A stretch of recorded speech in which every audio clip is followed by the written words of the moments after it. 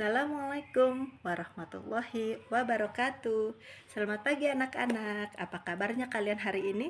Semoga kalian semua dalam keadaan sehat walafiat. Amin. Pada pertemuan kali ini, Ibu akan membahas mengenai bentuk-bentuk perubahan sosial. Perubahan sosial terbagi menjadi 3 bentuk. Yang pertama, berdasarkan kecepatan waktunya. Berdasarkan kecepatan waktunya, perubahan sosial terbagi menjadi 2. Yang pertama adalah evolusi dan yang kedua adalah revolusi. Evolusi adalah perubahan yang waktunya sangat lama, bisa membutuhkan waktu ratusan hingga ribuan tahun. Salah satu contohnya adalah sistem mata pencaharian.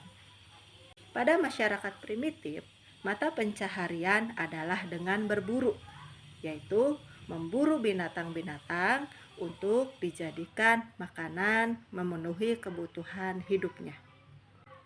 Setelah berburu, mata pencaharian berkembang menjadi meramu, yaitu dengan mengumpulkan umbi-umbian yang bisa disimpan oleh masyarakat dan dikonsumsi untuk jangka waktu yang akan datang. Namun, umbi-umbian ini tidak bisa bertahan lama, hanya untuk beberapa bulan saja. Tahap berikutnya adalah dengan sistem agraris. Ya, agraris di sini adalah pertanian, yaitu masyarakat bercocok tanam. Hanya sifatnya masih nomaden atau berpindah-pindah. Masyarakat membuka lahan dari hutan, dibuat untuk lahan pertanian, dan ketika sudah tidak produktif, maka masyarakat akan berpindah ke tempat lain dengan membuat lahan yang baru. Selanjutnya adalah dengan cara pertanian menetap, di mana masyarakat sudah tidak lagi berpindah-pindah dalam bercocok tanam, melainkan masyarakat membuat lahan pertanian dan dilakukan untuk bercocok tanam dalam waktu yang lama hingga turun-temurun.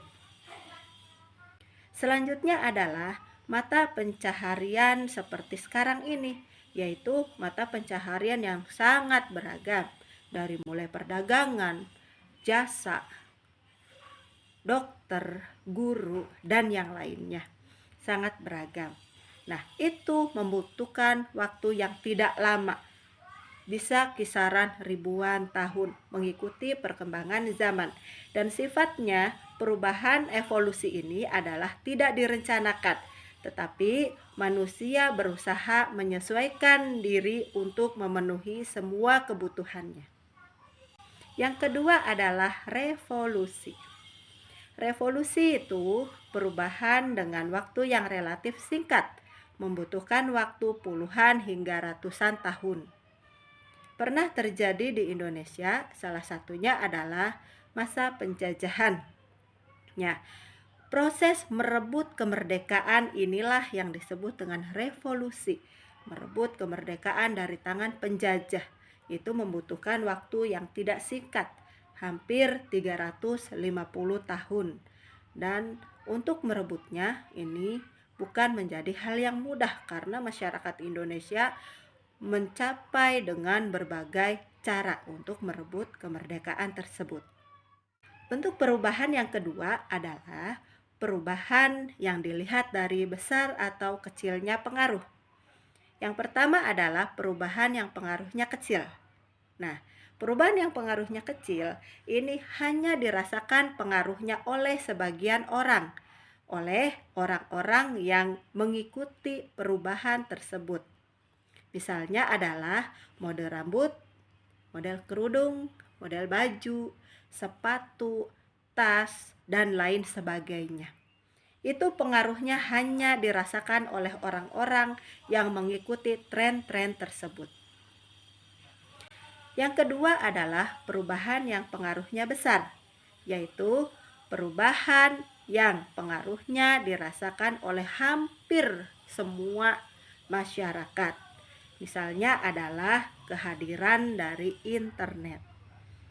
Internet ini dirasakan oleh semua masyarakat, tidak terkecuali. Ya, karena internet ini berpengaruh ke segala bidang kehidupan, baik dari bidang pendidikan, dalam bidang ekonomi, dalam bidang kesehatan, bidang hukum, agama, ataupun yang lainnya. Apalagi pada zaman sekarang yang mengikuti modernisasi dan globalisasi, hampir semuanya dilakukan dengan menggunakan teknologi internet. Bentuk perubahan sosial yang ketiga adalah perubahan sosial yang dikehendaki dan yang tidak dikehendaki, atau perubahan sosial yang direncanakan dan tidak direncanakan. Perubahan sosial yang direncanakan atau perubahan sosial yang dikehendaki ini merupakan perubahan yang prosesnya melalui perencanaan yang matang. Misalnya dengan pembangunan bandara, pembangunan jalan tol, pembangunan sekolah, ya, itu melalui proses perencanaan terlebih dahulu.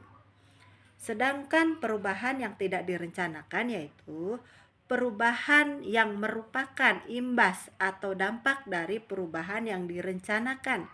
Biasanya berdampingan dengan perubahan yang tidak direncanakan. Apa misalnya?